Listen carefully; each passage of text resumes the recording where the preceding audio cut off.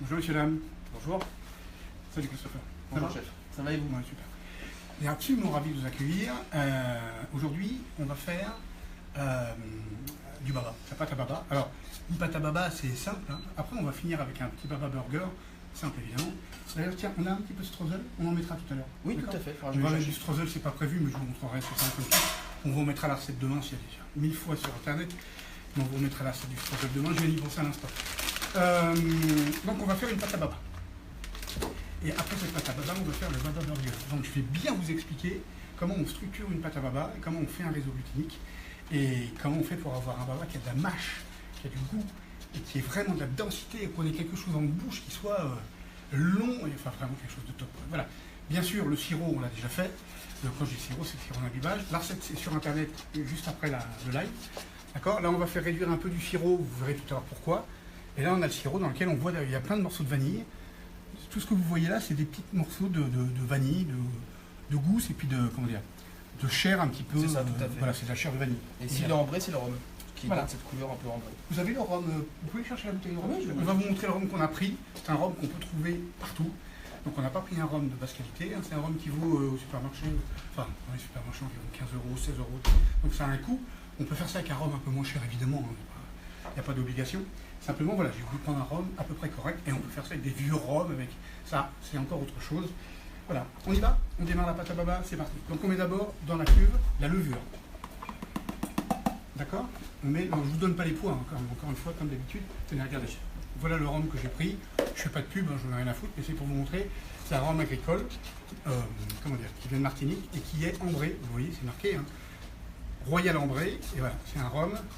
Ouais, c'est écrit partout, je suis désolé, hein, mais moi je m'en fous. Ce que je sens en tout cas, c'est qu'il est bon. Et pour faire du baba, C'est parfait. il est vraiment, il est top. Oui, il est ça. top. Bon, Christopher n'aime pas trop le rhum, mais il est très parfumé. Et donc c'est un rhum moyen, mais qui est bon.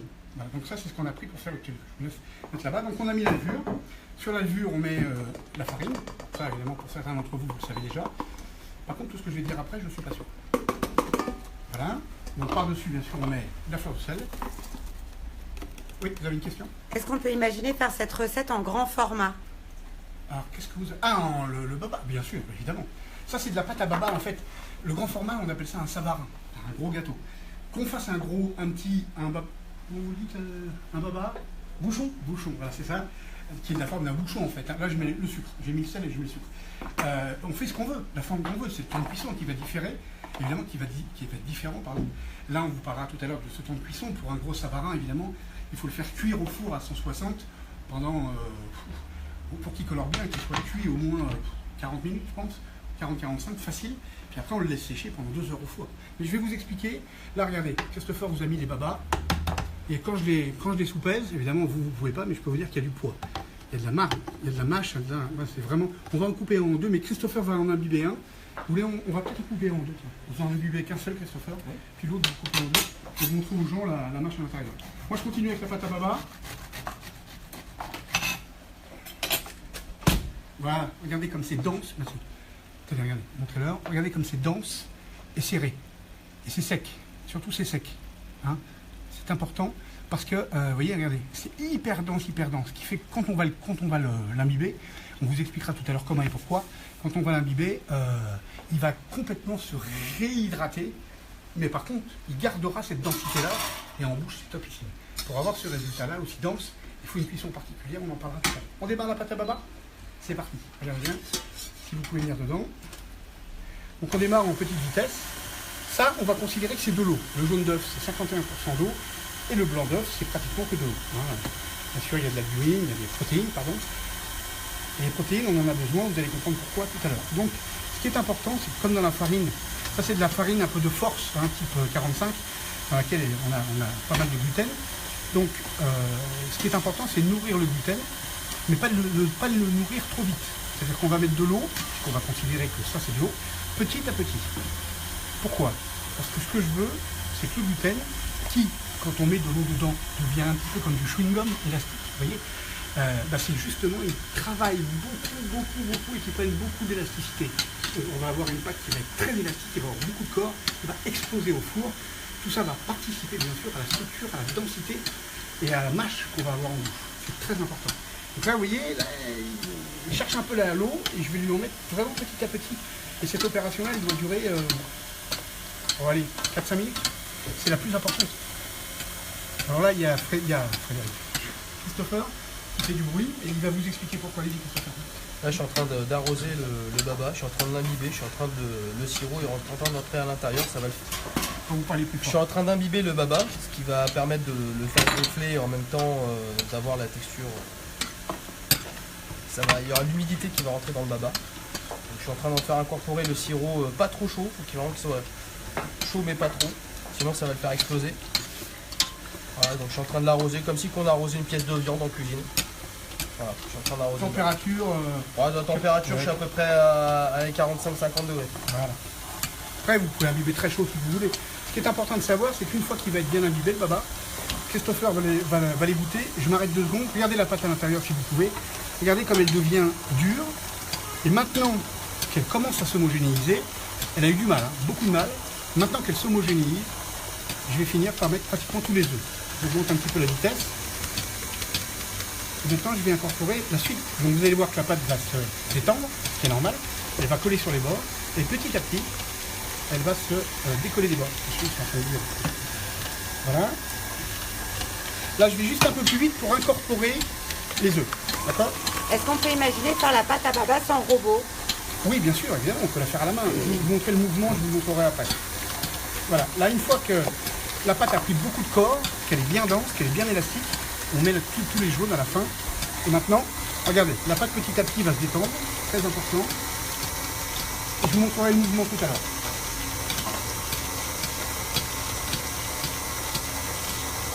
Voilà. Vous voyez, petit à petit, elle va devenir homogène. Regardez, je vous montre un peu la vitesse. Je vais parler un peu plus fort. Et 2 secondes, le temps de bien la... Voilà. Maintenant, on va laisser tourner pendant 8 minutes.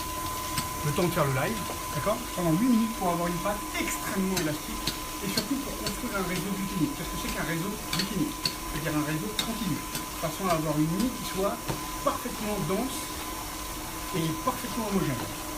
Si vous n'avez pas de réseau continu, et je vais vous expliquer ce que c'est, et que vous ne formez pas le réseau glucinique, vous allez avoir une pâte qui est d'abord un produit qui ne va pas se tenir, qui va se dissocier, qui va se casser quand on imbibe, enfin qui ne va pas être bien. Et vous aurez une image qui ne sera pas du tout présente. Enfin, c'est vraiment pas un bon produit, c'est important. Qu'est-ce que c'est le réseau glucinique? C'est de faire en sorte qu'il y ait des molécules de protéines et d'air, de protéines et d'air, de protéines et d'air, de protéines et d'air. Bref, de faire ce que je suis en train de faire. Regardez, approchez-vous. Approchez-vous, vous allez voir. Regardez, ça commence tout doucement à filer. C'est bon. Regardez, ça fait quoi? Ça fait 1 minute et demie que ça se mélange. Regardez, elle commence déjà à filer un petit peu la pâte. Et vous allez voir tout à l'heure, on va incorporer le beurre évidemment. Voilà, là ça fait à peu près 2 minutes que ça tourne, encore 6 minutes. Ah, c'est ça, hein, 6 minutes. Voilà. Avant Et, c'est ça. ce que vous pouvez faire, si vous voulez, pour imbiber les babas, peut-être un petit peu plus facilement, vous pouvez les piquer avec un couteau. Vous pouvez les piquer un petit peu au-dessus, un petit peu en dessous.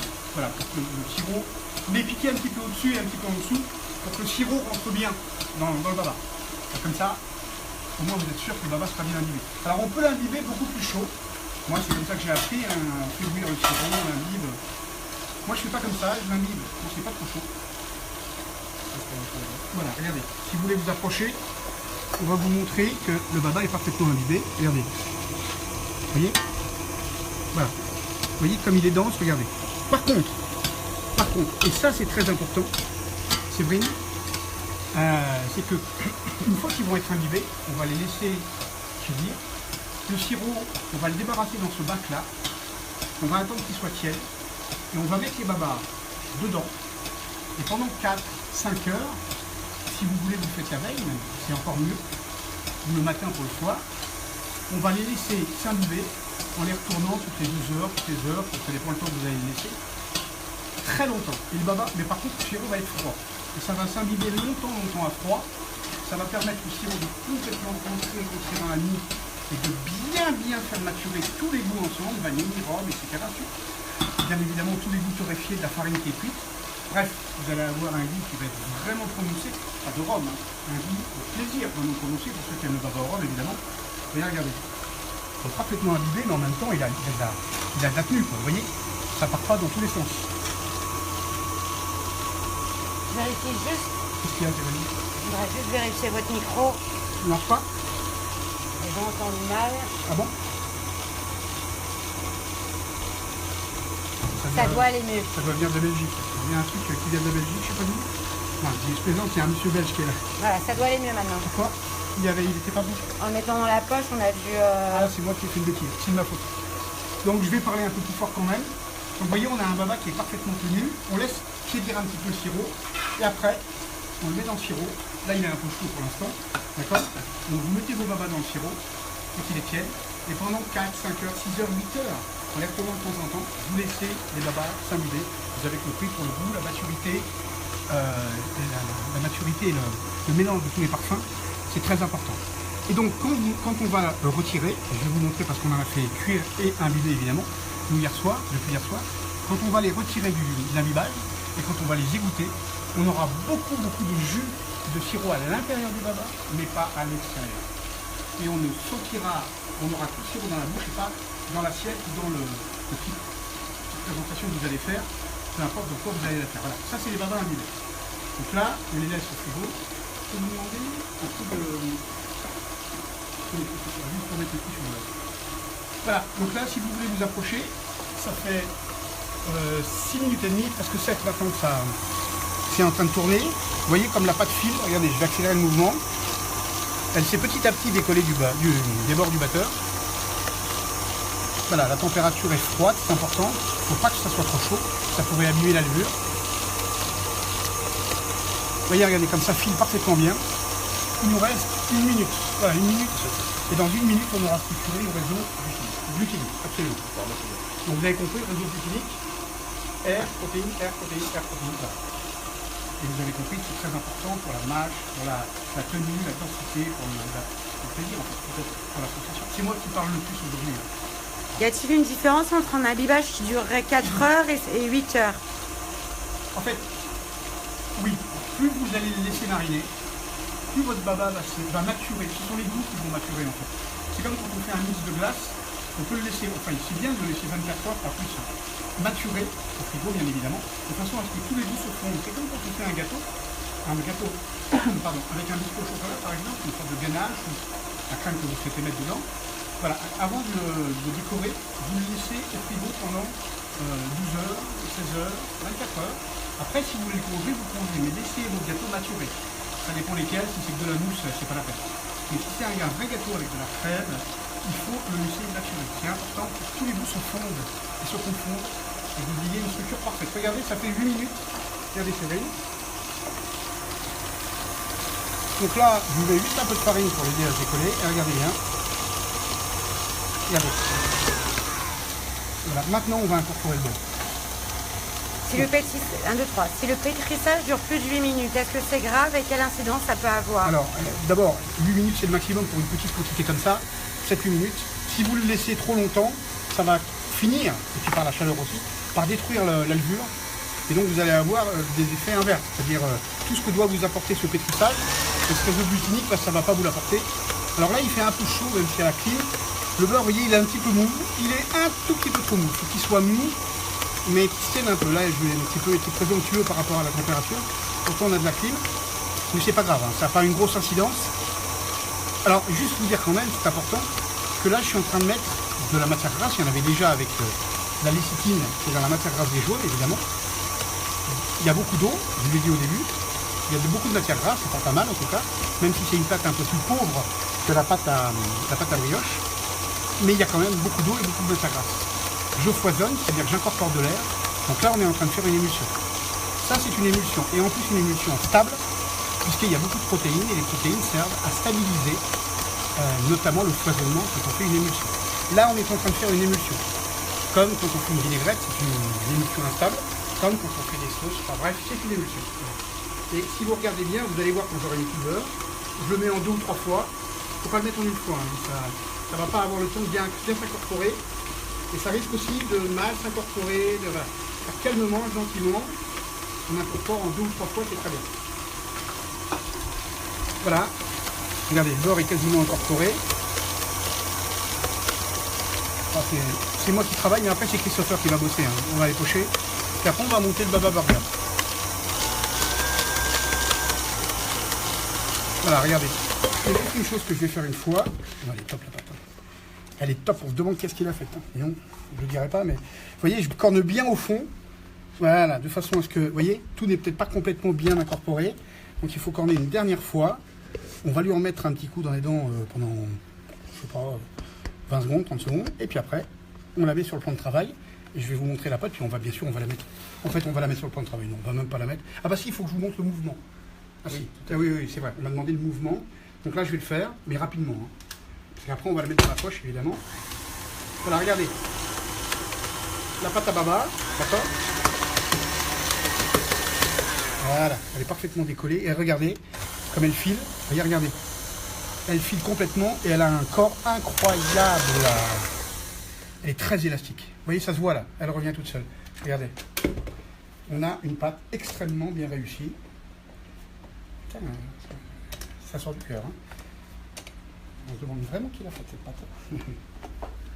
Alors, qu'est-ce que ça va vous embêter de vous enlever le batteur, s'il vous plaît. Donc je vais la mettre sur le plan de travail pour vous montrer le mouvement. Même si j'ai une main qui ne marche pas très bien, je vais quand même vous montrer le mouvement. On va éteindre ça. Je m'étais mis un petit ventilateur pour... Voilà, regardez.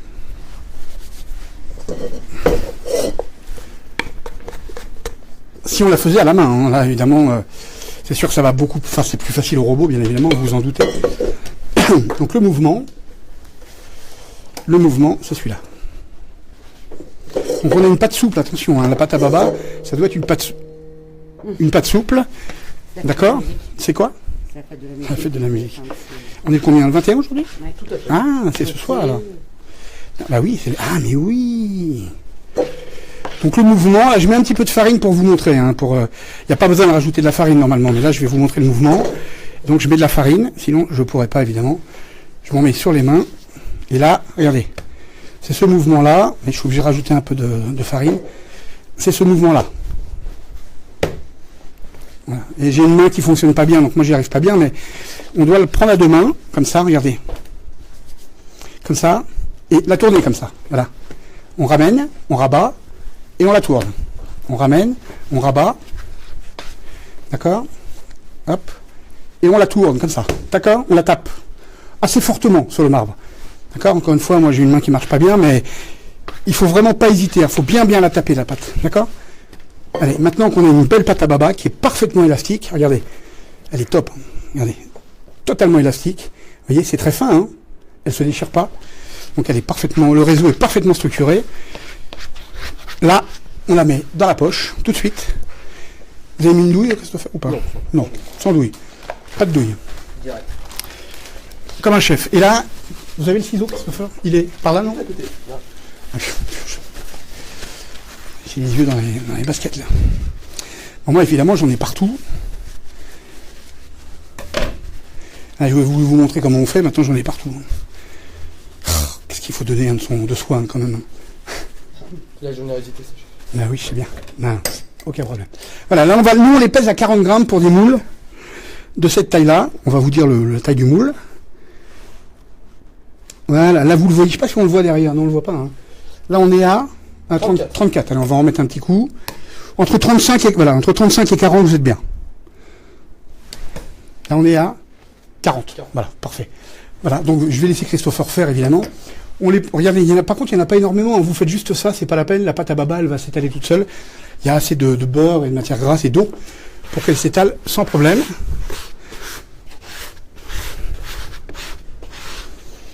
Donc après, on va la mettre à pousser pendant à peu près 2 heures. Ça dépend évidemment de la température ambiante, bien sûr. N'hésitez pas à mettre un petit peu d'eau dessus avec un pinceau, de façon à ce que votre pâte ne croûte pas. Bien sûr, évidemment, c'est important. L'hydrométrie, il faut que la pâte soit assez humide. Donc c'est difficile de la contrôler. Là, en ce moment, si vous la faites maintenant, franchement, vous la laissez dehors, c'est parfait, hein, avec le temps qu'il fait. Si vous faites ça l'hiver, bah écoutez, mettez-la directement dans le four ouvert, un peu chaud auparavant. Vous régulez ça comme ça, ou vous mettez carrément une grosse casserole d'eau chaude dans le four, vraiment bien chaude. Et là, vous aurez de l'eau, de l'humidité et de la chaleur. et vous fermez le four. Et normalement, ça doit pousser tranquillement en 1h30, 2 heures. Faut pas que ça pousse trop vite, mais il faut que ça pousse, ça monte à peu près jusqu'au 2 tiers. 2 tiers et demi, pas plus, hein. Parce qu'après, ça va se développer et on va avoir le résultat que vous avez vu tout à l'heure. Ils sont imbibés, évidemment. Le résultat que vous avez vu tout à l'heure, c'est un petit baba qui devient un gros baba. Voilà. C'est bon, Christopher?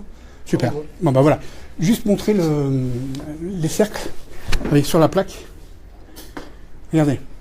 Si vous voulez, vous graissez, vous farinez légèrement des moules comme ça, et vous en mettez, alors évidemment un peu plus, hein, il faut mettre peut-être 50 grammes, et on obtient des baba bouchons. Voilà, une forme de baba bouchon. Normalement, il y a un moule spécifique pour avoir des bouchons. Hein. C'est ça. Ça, c'est une forme de bouchon avec une petite boule au-dessus. C'est ça. Là, vous n'aurez pas des vrais bouchons, mais bon. En tout cas, ça vous fera des vrais babas.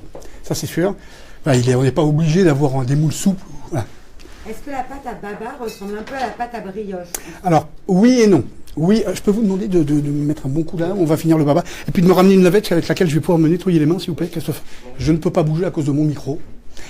Alors, oui et non. Oui, parce que c'est à peu près la même chose. Il faut pétrir la brioche pendant 7-8 minutes. Il faut structurer un réseau gluténique. C'est une pâte plus pauvre, le baba, mais globalement, c'est à peu près la même chose. Par contre, on a une pâte qui est plus pauvre et surtout, la cuisson, évidemment, est totalement différente. Une brioche, on la cuit à 160, c'est pas la peine de monter trop haut en température. Alors, 160, c'est pour un four professionnel. Chez soi, c'est vrai qu'il vaut peut-être monter de 10 degrés, c'est-à-dire 170, c'est un four ménager. C'est ce qu'on fait, nous, avec les fours qu'il y a derrière. Et bien évidemment, une pâte à baba dans la cuisson, c'est pas du tout la même chose. Ces babas-là, qui sont pesés à 40 grammes, en cercle ou dans un moule souple, ce que vous voulez, une fois qu'ils sont poussés, vous les dorez légèrement et vous les mettez au four à 160 et ça cuit à peu près 20 minutes. 20, 22, 23 minutes, ça dépend du four. D'accord? Il faut que le milieu soit... comment dire? Il faut que la pâte soit cuite, mais attention, pas plus. Par contre, une fois que c'est cuit, vous les sortez du four, vous les démoulez, vous baissez votre four à 140 degrés, et là vous les remettez au four, et vous les laissez sécher pendant 2 heures à 140 degrés. C'est très important. Parce que le baba, merci Christopher, le baba, pour qu'il soit bien dur, bien dur au centre, que si jamais il n'est pas dur, il va pas s'imbiber comme il faut, ou en tout cas il risque de se casser un petit peu, enfin bref, vous n'aurez pas la matière que vous devez avoir en bouche, sa structure, sa densité, etc. Donc, très important de bien faire sécher et d'avoir une pâte qui soit bien dure et bien sèche. D'accord? Et on la dessèche complètement et on la réhumidifie longtemps, pendant 4, 5, 7, 8 heures après.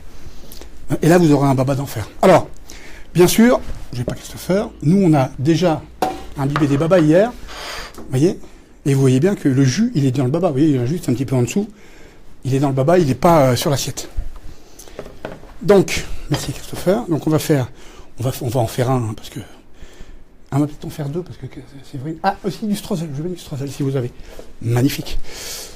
Alors, voilà ce qu'on va faire. Donc, je me permets juste de répondre à Steve.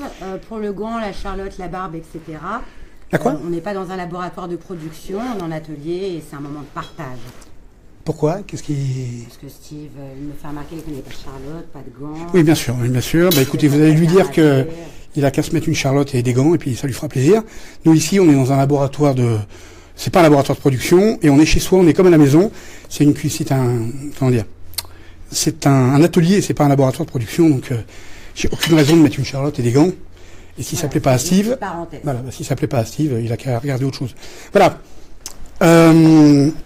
Donc on va monter maintenant notre petit baba burger. Voilà. Donc très important pour moi, hein, attention, hein, quand je dis très important, c'est pour moi. Je peux vous demander une petite cuillère, s'il vous plaît. Je vais faire un tout petit peu, super, un petit quelque chose. Je vais enlever un tout petit peu de pâte. Voilà, pas beaucoup, hein. Ça faut le manger, hein, faut pas le laisser comme ça. Combien de temps on peut conserver le baba? Alors sec, avant imbibage, vous pouvez le congeler, vous le conservez comme vous voulez, vous pouvez le mettre à température bien filmée, ça se conserve 2-3 mois sans problème. À partir du moment où il n'y a plus d'humidité, la pâte elle risque rien, vous voyez. Alors, regardez, comme c'est super bien imbibé, vous voyez. C'est super bien imbibé, quoi. Vous voyez, à force d'appuyer, je fais sortir du sirop, mais voilà, regardez, vous voyez. Alors, maintenant on va dans l'ordre. Ce que je fais ça, là c'est comme ça que je fais à la maison, hein, quand j'ai des amis. Moi je me prends pas la tête. C'est comme ça que je fais. D'abord, je mets un tout petit peu. Alors ça, c'est pas prévu dans la recette. On vous mettra la recette en plus, hein, sur Internet. Là, je mets du streusel. Voilà, je viens d'y penser tout à l'heure, au début du live. Après, vous mettez ce que vous voulez, hein, si vous voulez mettre des graines, ce que vous voulez. Hein. Pour moi, ça sert pas à grand chose parce que là, ce qu'on va faire, c'est quelque chose de très gourmand. Voilà. Et là, la présentation, elle n'a pas une grosse importance. D'accord? Ce qu'il faut, c'est que ce soit bon. Voilà. Voilà, on mettait un petit peu de streusel noisette avec de la fleur de sel. Ça, si vous vous éclatez pas avec ça, voilà. Je fais pas de couteau. Je déconne. Alors, voilà. Ensuite, vous prenez... Attendez, vous voyez ce qu'on va faire. Ouais, exactement. On va prendre le baba. Tac. On va le monter directement dans l'assiette. Et là, on met de la crème chantilly sur la crème pâtissière. Et pas l'inverse. D'accord? Alors, elle est un petit peu prise, la crème chantilly, parce que j'ai mis de la gélatine. C'est pour ça que vous avez peut-être l'impression qu'elle est un petit peu trop montée, mais elle n'est pas trop montée. C'est simplement qu'il y a de la gélatine dedans, ce qui vous permet de monter vos babas à l'avance. Voilà. Si vous voulez, vous ne mettez pas de gélatine et vous aurez une crème pâtissière. Ce qui n'empêche pas une chantilly très qui paraîtra moins pas cette texture là. Vous voyez, regardez, si je fais ça, elle est parfaitement moelleuse, foisonnée, elle est délicieuse. Elle est extrêmement foisonnée. Le fait d'avoir mis de la gélatine, si vous voulez bien me regarder, Séverine. Juste, ça c'est le streusel, parce qu'on Oui. me demandait à quoi ça ressemblait. Le fait d'avoir mis de la gélatine, d'avoir foisonné avec la gélatine, de l'avoir mise en poche, ça permet, tout ça c'est pas tranché, ce sont des bulles, oh merde, pardon, ce sont des bulles qu'on voit. Regardez, je vous la remonte encore une fois. Ce sont des bulles d'air, vous voyez? Je sais pas si vous les voyez bien, Séverine, là. Vous êtes un peu près, donc c'est flou. Voilà. Regardez. Ce sont des bulles d'air, tout ça, hein. Vraiment. Donc on a quelque chose d'extrêmement léger. Hein, c'est super bon. Vous voulez goûter? Donnez-moi votre bière. Il y a un monsieur qui est là, qui vient de Belgique. Tenez. Vous allez nous dire si c'est bon ou si c'est pas bon. Ça vous plaît? C'est délicieux. Ah, super. Voyez, je lui ai rien demandé. Hein. Voilà. Voilà. Un petit coup de sirop, s'il vous plaît, Christopher. Puis après, on va taper dedans tout de suite, hein, directement. Directement, voilà. Un petit peu dessus, s'il vous plaît, Christopher. Ça, vous n'êtes pas obligé de le faire. Vous pouvez le faire au pinceau si vous voulez. Voilà. Pour expliquer aux gens, c'est le sirop, le jus le sirop d'imbibage du baba que j'ai fait réduire. Voilà. Voilà, pour napper vraiment le baba. C'est pour, j'ai fait partir l'humidité, comme ça on a vraiment, c'est bien nappant. C'est Monsieur Plus, Christopher. Faut l'arrêter parce que sinon. Voilà. Est-ce qu'une crème mousseline pourrait convenir? Oui, bien sûr, vous mettez la crème que vous voulez. Moi, je vous ai mis vraiment ce que moi j'aime. C'est comme ça que je le fais à la maison. Voilà. D'accord? C'est comme ça que je le fais à la maison et ça, c'est très joli. C'est très bon surtout. Vous avez le couteau? Regardez. Et ça, alors là, moi je vous le dis. On va en monter un autre pour la photo, Séverine, ne vous inquiétez pas. Alors là, regardez. Ah, on s'en fout, pas grave. Ça, si c'est pas bon. Vous avez une cuillère sans sirop, s'il vous plaît, pour vous? Après, vous ferez ce que vous voudrez pour vous, mais je m'en fous. Tout à fait.